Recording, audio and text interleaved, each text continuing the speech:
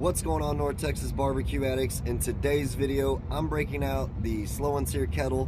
I'm gonna walk you through how I cook my St. Louis style ribs step by step. Y'all stick around.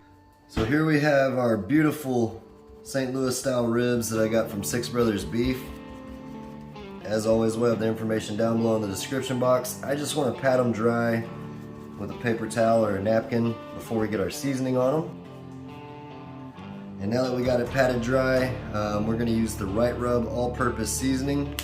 This stuff is awesome on anything. It's all-purpose like it says, but I do love it on some ribs. It's going to put a nice savory flavor and a beautiful color on our St. Louis style ribs. Do the same thing to the other rack. And we've got the slow and sear kettle getting heated up with some Kingsford and some cherry wood chunks with the slow and sear basket. So that's how we're cooking.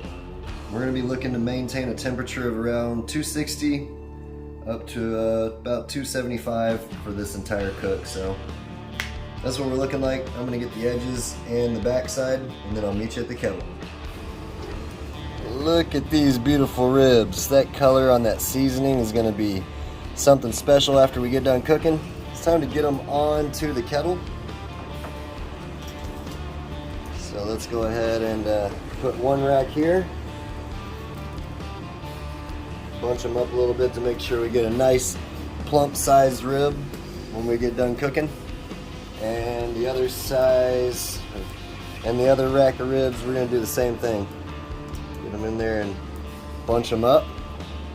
That's looking awesome. That cherry wood smells great. We'll check on them in maybe an hour and a half or 2 hours and see what they're looking like. Alright gang, we are about an hour and 45 minutes into this cook. Right over 300 degrees on the side with the ribs. This is what we're looking like here. Got a beautiful color on them. Gonna get these switched around just like that so we can get even cooking on both racks of ribs. Those are looking awesome. We're starting to get some nice colorization from that Wright all-purpose seasoning. I'm going to shut this down. I added about a chunk more of cherry wood to the slow and sear basket. We're going to check on these in another hour. Alright barbecue addicts, it's been an hour and 10 minutes later. It's time to take a peek at these St. Louis style ribs, see if that bark has set in, and go from there. So let's take a peek. Rolling right around 275 on the kettle. Whoo doggy, check that out. Let me bring that up closer for y'all to see. I'd say we got some bark set in nicely. Look at that. So one of the key tips that I'm going to give y'all for smoking ribs is you can tell which ribs are getting more pullback than the other. Look at that bend, that's perfect. You can tell which ribs are getting more pullback than the other. And this is where I differ from most people. I don't spritz with apple cider vinegar or any of that to get the pullback happening. I manipulate the heat. So this has beautiful pullback going on because it was closest to the heat source. So we're just going to keep alternating these ribs until we get perfect appearance on both of them, as much as we can at least. So now it's time to sauce these ribs up. And I'm using a buddy of mine's sauce that they're actually coming up with. It's called Granny's Got the Sauce. I'll have their link down below in the description box. Love to support small local business. This is their spicy one right here. Let's go ahead and, yeah, I got some full-on cherries in there. Ooh, this is going to be awesome. Lots of fruit. This is an awesome, flavorful seasoning. Got some spice, some sweet, some savory, and it's going to go great with that Wright all-purpose. I'm really excited to see how this sets up. There we go. That looks beautiful. Check that out. Let me zoom y'all in real quick. Whew, that's looking perfect. I'm going to shut this down. These ribs got about 10 minutes for the sauce to set up. Let me snag that cherry right there. That's a snack for the pitmaster. That's dang good. These ribs got about 10 minutes for this sauce to set up, and then we're going to pull them off and let them rest and give them a try.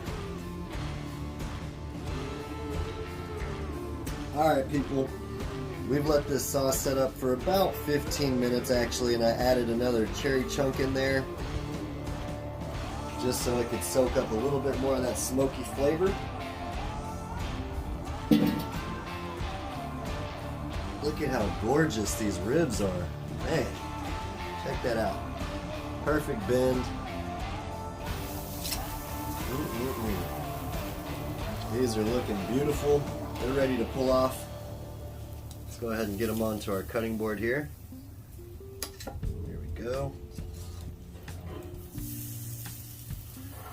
If y'all could smell the flavors on these ribs, we've got that sauce, we've got that all-purpose rub.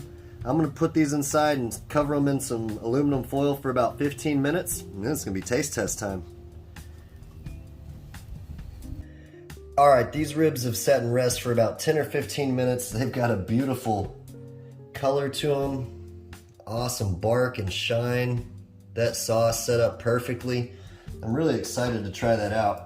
Again, I'll have the information for all the products we use down below in the description box. We got some good pullback on both racks of ribs, which is exactly what I was talking about when we're manipulating the heat. Let's cut into these ribs and see how we did. Got a bone there. Come on there. There we go. They're completely juicy. Let's see what we got here. Still hot. Look at that drip. Drip, drip, drip. Beautiful bark. Let's turn around and give it a try. Thanks for watching me cook these beautiful St. Louis style ribs. Again, all the information will be right down below in the description box for the products we used. Anything out there that you're interested in, check it out in the description box. Look at that beautiful glaze from that sauce we put on with the fruit bits in it. Smells awesome. Enough talk. Y'all saw how juicy it is. It's time to try it out.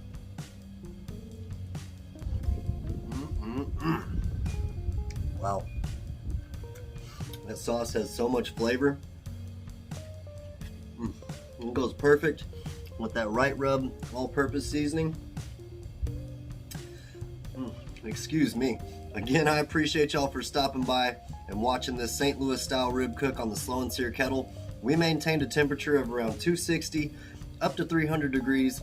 This took around 3.5 to 4 hours total cook time, and then we let it rest for 10 to 15 minutes before we sliced into it. Appreciate y'all for stopping by North Texas Barbecue Addicts. Until next time, peace! Y'all keep on barbecuing. Get out there and make some ribs.